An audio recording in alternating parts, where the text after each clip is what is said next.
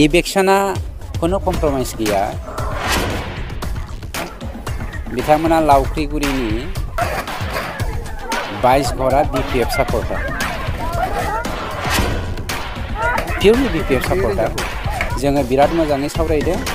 हा दंखायो नोंथांमोना फरायसायाव दाथां दंफां लाइफांखौ दादान होननानै जों बिथांमोनखौ बिराद बुजायदों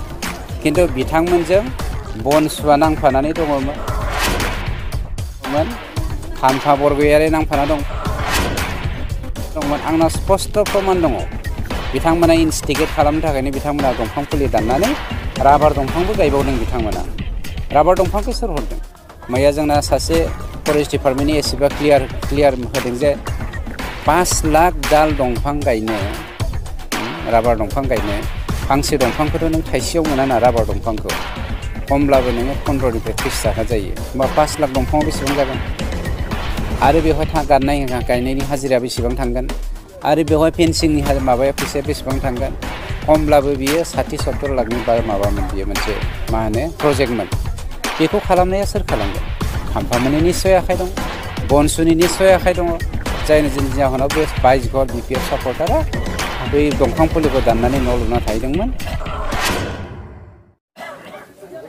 बेखौ फरेस्ट डिपार्टमेन्टआ मैया होखारफिनबाय बेयाव खुनु हारसा बर'नि खोथा गैया सोरबाया कमनेल खालामनो नागिरदोंबा बे जोंनि माबानिफ्राय जानगारनानै था जोंनि सरकारा मालाबाबो बेवहाय कमप्रमाइज खालामा दिनै BPFनि बै 17 बोसोरनि समाव गावजों बिदा फंबाय जाहोलायनाय जाथिजों जाथि जाहोलायनाय थांखिखौ सोरबा लानो नागिरदोंबा बेनि सायाव जोंनि सिला नोजोरा जेब्लायबो थाबाय थागोन गतिके जों कमप्रमाइज खालामा सोरहाबा जुदि हा गैया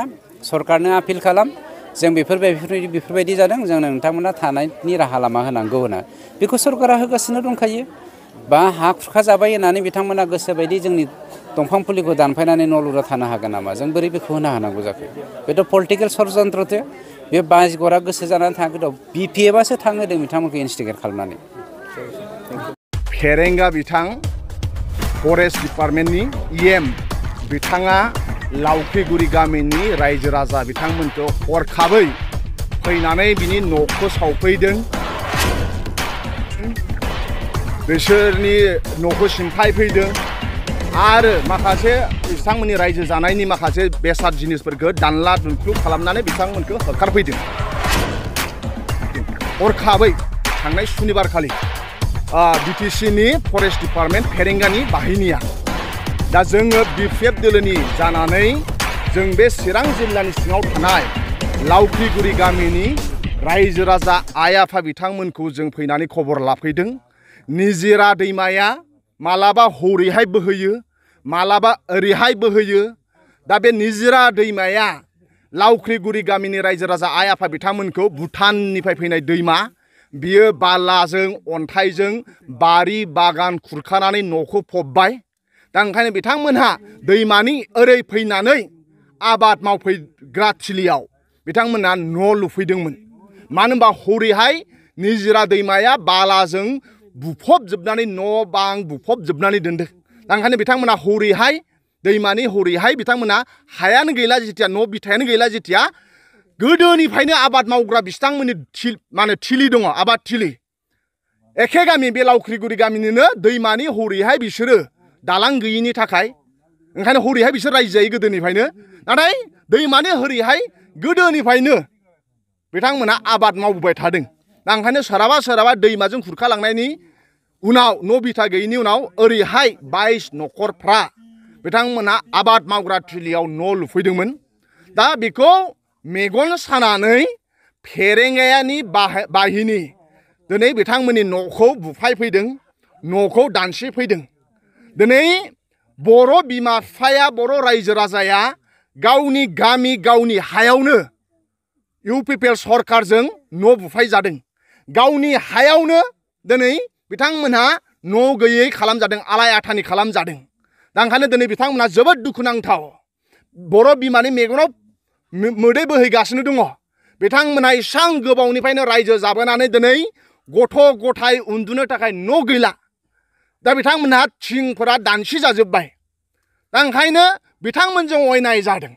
आरो फरेस्ट दुलार एक मथे 2005 मायथाइनि सिगाङाव रायजो जानायजों बर'फ्रा थागिबि ना बर'फ्रा थागिबि आरो बे बड'लेण्ड बे बर'नि देश बिनो जों बावनो रायजो जानो नांगोन आरो फरेस्ट रुलार एक्टआबो बिथांमोनखौ मा होनो अधिकार होदों मानो होनबा 1990 सननिफ्रायनो बिथांमोनहा बाव रायजो जानाय बाव बिसोर आबाद मावो दिनै आबाद मावग्राफोरानो गावनि हा थिलियाव जुदि न' लुनो मोन्थाय गैयाब्ला बेसेबां दुखुनांथाव बाथ्रा दा दिनै बिथांमोनहा थानो थाखाय न' गैया आरो गावसोर खालामनानै लायाखै नेचारेल केलामिटिस दैमायासो बिथांमोननि न'खौ खुरखादों आरो दैमायासो आरो बेखौ सरकारा दैमाया खुरखाबाय जिथिया सरकारा बिथांमोनखौ बेबस्था खालामनांगौमोन खालामनानै होआखै सरकारनिफ्राय UPPL सरकार फेरेंगानिफ्राय जेबो लुबैयाखै गावसिनि हायावसो बिसोर न' लुदों न' लुनायखौबो बिथांमोना मेगन सादों आरो बुंबावदों फेरेंगानि स्टेटमेन्टआ जे 22 घर जाय न'खरफ्रा दैमानि ओरै बारनानै न' लुफैदों बे BPFनो फरेस्ट रुलार एक्टआ ना BPF ना UPPL ना गोसोम ना गुफुर फेरेंगाया बेसेबां अधिकार दङ बे लावख्रिगुरि गामिनि रायजो राजा आइ आफा बिथांमोनाबो बेसेबां अधिकार दङ इभेन फेरेंगाया जोनोम जायैनि सिगांनो बिथांमोना बे हायाव आबाद मावो होनदों फेरेंगाया बड'लेण्ड BTC ओनसोलाव गैयैनि सिगांनिफ्रायनो बिथांमोनहा बाव आबाद मावनानै रायजो जानानै दङ दा दिनै फेरेंगाया मा सावैसों बिथांमोनखौ BPF दोलोनिखाय होखारदों होनखो